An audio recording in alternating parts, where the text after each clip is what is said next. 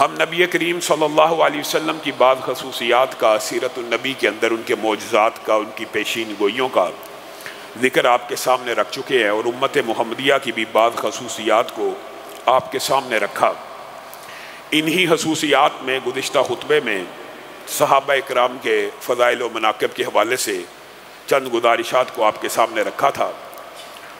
محرم کے مہینے کے اندر معاشرے کے اندر بہت سی باتیں معروف ہو جاتی ہیں جن کا اصل میں قرآن و حدیث سے کوئی تعلق نہیں ہوتا۔ رسول اللہ صلی اللہ علیہ وسلم کی خصوصیات میں سے ایک خصوصیت یہ بھی ہے کہ ان کے اہل بیت کا مقام، توقیر، عزت اور احترام کا درس خود انہوں نے دیا، اور ان کے جو اہل بیت ہیں ان کی حیثیت اسلام میں ایک ممتاز ہے، اور صحابہ نے، حضرت ابو بکر نے، حضرت عمر نے، حضرت عثمان نے، تمام اصحاب رسول نے ان کی توقیر، عزت اور احترام کر کے امت کو یہ سبق اور درس دے دیا کہ رسول اللہ صلی اللہ علیہ وسلم کی آل کے اوپر اگر درود بھیجے بغیر نماز بھی مکمل نہیں تو زندگی میں بھی ان کا احترام کس طرح کرنا ہے۔ لیکن ایک رافضی پروپیگنڈا جو معاشرے میں غلط العام کی طرح مشہور ہو چکا ہے، اس حوالے سے آپ نے اپنا کنسپٹ کلیئر کرنا ہے۔ پہلے بھی کئی مرتبہ آپ کے سامنے یہ باتیں رکھ چکا ہوں، لیکن ایک ریویژن کے انداز میں، دہرائی کے انداز میں، اور یہ جو نت نئے پروپیگنڈے ہوتے ہیں ان کو توڑنے کے لیے آپ نے ان باتوں کو یاد رکھنا۔ پہلی بات، ایک اردو کا عام محاورہ گھر والے یا گھر والی، اس سے مراد کیا ہوتا ہے؟ آپ کی گھر والی کا کیا حال ہے، آپ کے گھر والوں کا کیا حال ہے، اس کی اردو ٹرانسلیشن اور اردو مفہوم کیا ہوتا ہے؟ کوئی آپ سے پوچھے آپ کے گھر والے کیسے ہیں، اس سے مراد کیا صرف بیٹے ہوتے ہیں یا بیوی بھی ہوتی ہے؟ بتائیے، آپ سے کوئی پوچھے آپ کے گھر والے کیسے ہیں، آپ کی گھر والی کیسی ہے، تو اس اہل بیت سے مراد صرف بیٹا ہوگا یا بیوی بھی شامل ہے اس اہل بیت میں؟ ایک بات یاد رکھ لیجئے، یہ روافض کا پروپیگنڈا ہے کہ اہل بیت میں ان کو تو شامل کر لیا کہ جن کو اللہ کے رسول نے اعزازی طور پر اہل بیت میں شامل کیا، بیٹی کی اولاد، داماد، بیٹی کی اولاد اور داماد، یہ رسول اللہ صلی اللہ علیہ وسلم نے اعزازاً اہل بیت میں شامل کیا ہے، ان کو یہ اعزاز بخشا ہے، ورنہ بیٹی کی جو اولاد ہوتی ہے وہ اہل بیت میں شامل نہیں ہوتی۔ رسول اللہ صلی اللہ علیہ وسلم نے جس طرح دیگر کو یہ اعزاز بخشا، معاشرے میں کیسا غلط العام ہے کہ صرف حضرت علی داماد ہیں، ہم ان کو اہل بیت مانتے ہیں، ہماری تو سر آنکھوں پہ حدیث رسول آ جائے، فرمان رسول آ جائے، قول رسول آ جائے، گردن جھکی ہے، ہم تو مانتے ہیں۔ لیکن یہ کیا کہ جن کی حدیث کی وجہ سے ان کو آپ اہل بیت میں شامل کرتے ہیں، پھر انہی کی دیگر احادیث کے مطابق دیگر کسی کو اہل بیت میں شامل نہیں کرتے؟ کیا آل حارث کے بارے میں حدیث نہیں ہے؟ کیا بنو عباس کے بارے میں حدیث نہیں ہے؟ کیا بنو ہاشم کے بارے میں حدیث نہیں ہے؟ کیا سیدنا سلیمان کو اللہ کے رسول نے اہل بیت میں نہیں قرار دیا؟ زید بن حارثہ کے بارے میں، اسامہ بن زید کے بارے میں رسول اللہ نے ان کو اہل بیت نہیں کہا؟ یہ سارے اعزازی اہل بیت ہیں۔ اور حقیقی اہل بیت کون ہوتے ہیں؟ آئیے قرآن پاک کھول لیجئے، سورۃ احزاب 21واں پارہ ختم ہو رہا ہے، ہر بندہ اپنے گھر جائے، 21واں پارہ ختم ہو رہا ہے، 22واں پارہ شروع ہو رہا ہے۔ کم از کم یہ دلائل اہل بیت، حقیقی اہل بیت جو حقیقی ہیں ان کو آپ نے اہل بیت سے ہی نکال دیا، جو اعزازی ہیں ان کو ہم مانتے ہیں لیکن صرف وہی اہل بیت ہو گئے۔ یہ سورۃ احزاب میں آخری رکوع کے اندر 28ویں آیت شروع ہو رہی ہے، اور اللہ رب العزت کہہ رہے ہیں یا ایھا النبی، اے اللہ کے رسول، قل لازواجک ان کنتن تردن الحیات الدنیا۔ رسول اللہ کو کون مخاطب ہو رہے ہیں؟ اللہ، اور اللہ مخاطب ہو کے رسول اللہ کو کیا کہہ رہے ہیں؟ کلی ازواج کا، اپنی بیویوں سے کہیے کہ اگر آپ دنیا کی زندگی چاہتی ہیں، یہ چاہتی ہیں، وہ چاہتی ہیں، یہ سارے بیویوں کے احکامات اللہ تعالیٰ نازل کر رہا ہے بیویوں کے بارے میں۔ سورۃ احزاب 21ویں پارہ کے آخر میں جا کے جو مرضی ٹرانسلیشن اٹھا لیجئے، یہ خیال باطل آپ کے دل سے آج کے بعد نکل جائے گا۔ آگے رسول اللہ کی بیویوں کے احکامات اللہ تعالیٰ بیان کر رہے ہیں، اور پھر چند آیات کے بعد اللہ تعالیٰ کہتے ہیں وَقَرْنَ فِي بُيُوتِكُنَّ وَلَا تَبَرَّجْنَ تَبَرُّجَ الْجَاهِلِيَّةِ الْأُولَى۔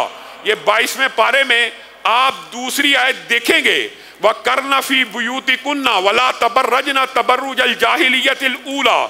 یہاں پہ بھی خطاب مؤنث کے صیغوں کے ساتھ کس سے ہو رہا ہے؟ رسول اللہ کی بیویوں سے۔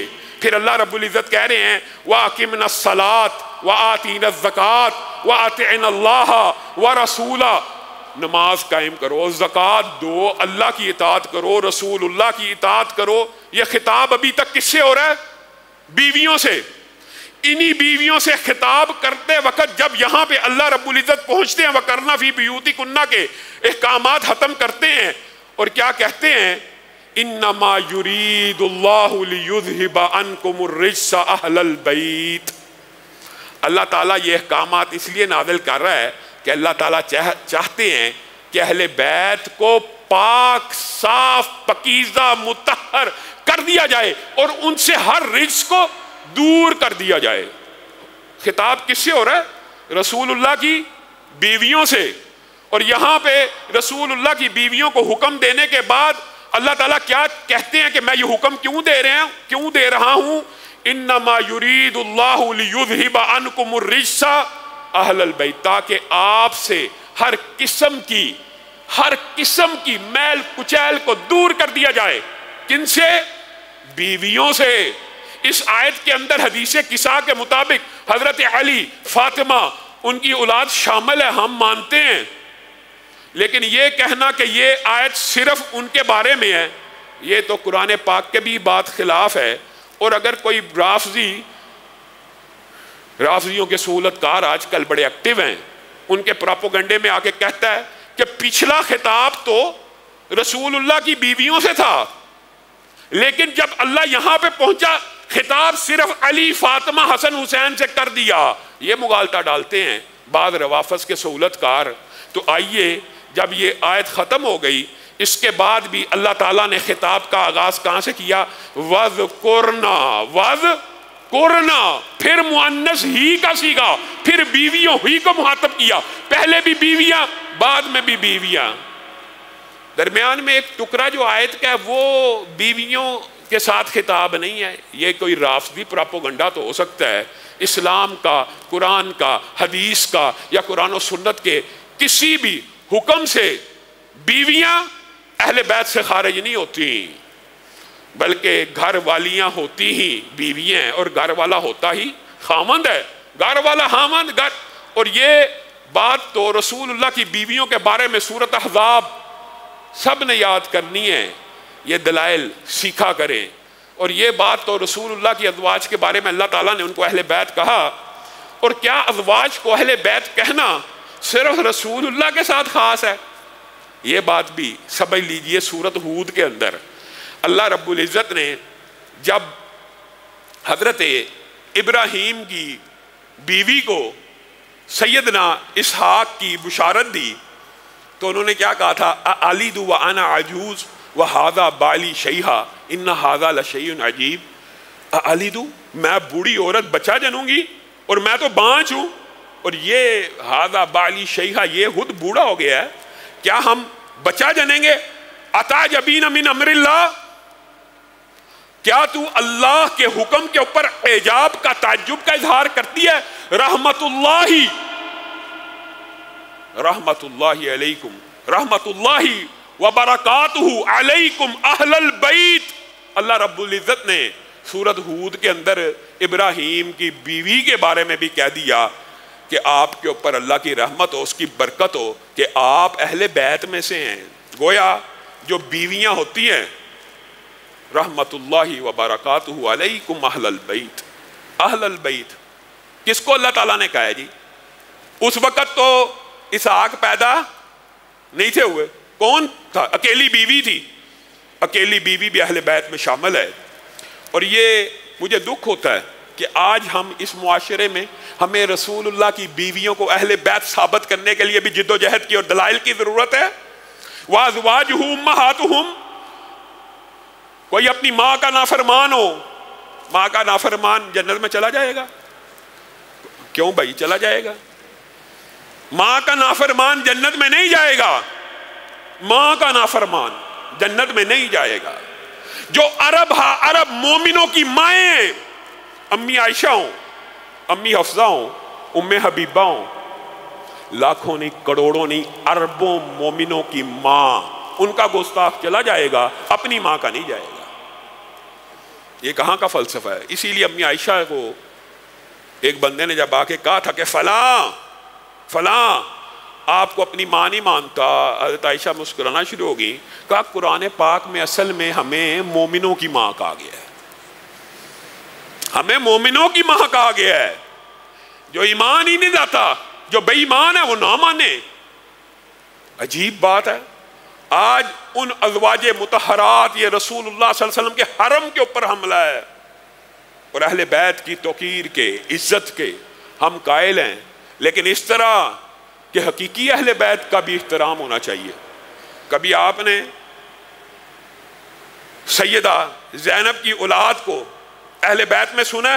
نہیں ہے، بیٹیوں کی اولاد نہیں ہوتی، سیدہ فاطمہ کی ہیں، رسول اللہ نے کہہ دیا تو ہیں، ہم مانتے ہیں، ہمیں اس بات پہ کوئی اعتراض نہیں ہے۔ لیکن آپ نے یہ جو فلسفہ گڑھا کہ اعزازی اہل بیت کو صرف حقیقی اہل بیت ہو گئے، اور جو حقیقی اہل بیت ہیں ان کو اہل بیت سے باہر نکال دیا جائے، یہ فلسفہ معاشرے میں نہیں چل سکتا۔